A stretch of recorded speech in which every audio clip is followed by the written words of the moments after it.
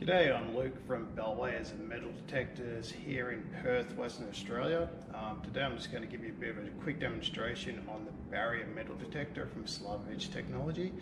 We're the Australian distributors for the barrier metal detector, and I'm pretty excited with this bit of equipment and what it's going to provide to the industry.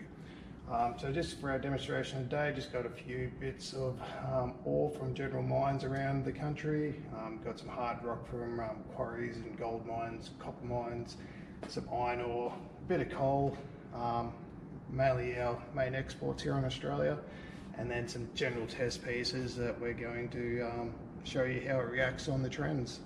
So these particular bits of hard rock that I've got in front of me are highly mineralized with iron, and the magnets stick to them.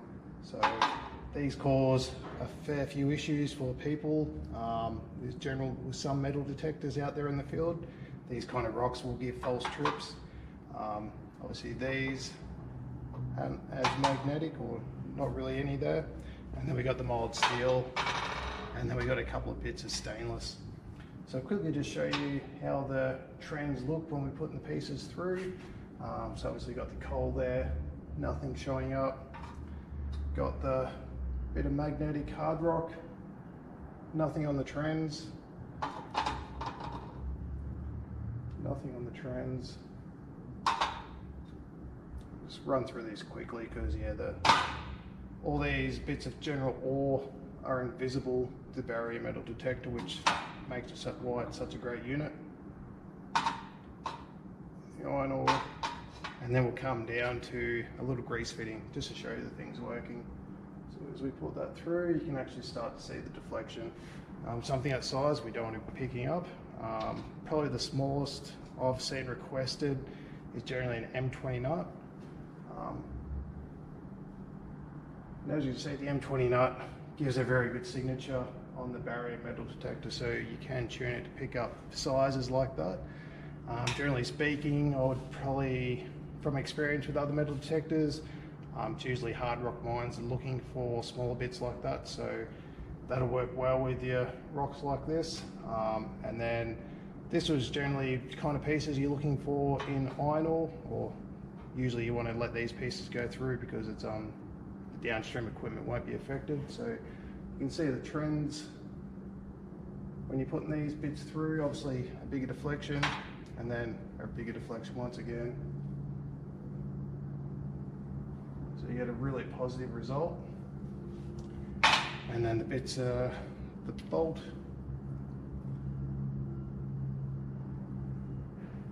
nice and easy, and then the couple of bits of stainless. So see stainless, no worries. So it will pick up all bits on the middle.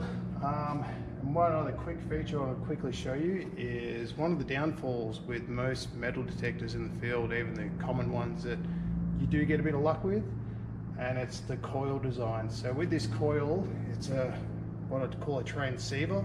It's got a transmitter recoil and a receiver coil mixed into the one loop.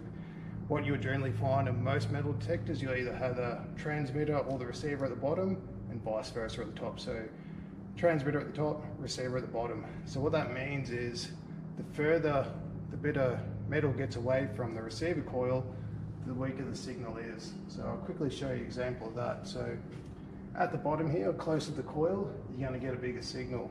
As you move to the middle, it's going to go down, but as you get to the top, it's going to increase again. So what that basically means is, in your situation, if you've got like a 1800 or above belt with a 45-degree trough, you may have a burden depth of anything up to ½ meter. So as these test pieces move further away from the receiver coil, the less effective your metal detector is going to work. But the barrier fixes that because of the loop design. So you are going to pick up more bits of metal and less is going to get through, because if it's sitting on top of the ore, it's still going to be seen by the coil because of the design. So that's one of the big things with this coil design, is you're going to pick up more bits. Now you might think false tripping is a big issue, and this is probably the #1 feature of the barrier. And I'll quickly demonstrate with this little part. So if we introduce something foreign to the metal detector, or a bit of metal, what it does next is probably the coolest part. So we'll introduce this slowly. Now watch what it does. It's going to auto zero out that bit of metal. So it's going to recognize that there's something changed. So that could be running from one ore grade to the next ore grade. So it could be a very, very rich grade. And what it's doing is it's recognizing that that grade has changed, and it's zeroing out the signal so you won't get false trips. So with other metal detectors, when we introduced that bolt, what would happen was the signal levels on the other metal detectors out there in the field, they will stay at that higher level.